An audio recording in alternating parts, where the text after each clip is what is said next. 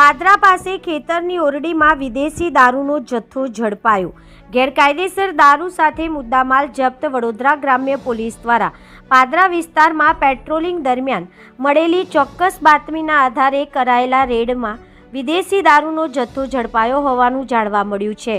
મળતી માહિતી મુજબ પોલીસ સ્ટાફના પોલીસ કોન્સ્ટેબલ અશોકભાઈ કાનાભાઈને પેટ્રોલિંગ દરમિયાન બાતમી મળી હતી કે પાદરા ટાઉનના બજરંગનગર પાછળ આવેલ ખેતરની ઓરડીમાં ગેરકાયદેસર રીતે વિદેશી દારૂ સંગ્રહ કરી વેચાણ કરવામાં આવે છે। આ બાબતના આધારે પંચોની હાજરીમાં પોલીસ દ્વારા સ્થળ પર રેડ પાડવામાં આવી હતી।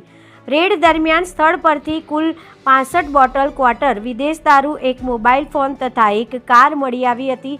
જપ્ત કરાયેલ મુદ્દામાલની કિંમત અંદાજિત ₹4.11 લાખ થાય છે। આ મામલે પોલીસે પૃથ્વી રિકિનભાઈ પટેલ અને રિકિનભાઈ ભોગીલાલભાઈ પટેલ સામે ગુનો નોંધ્યો છે, જ્યારે તરસાલી નિવાસી શંભુભાઈ માળીની સંડોવણી પણ બહાર આવી હોવાનું પોલીસે જણાવ્યું છે।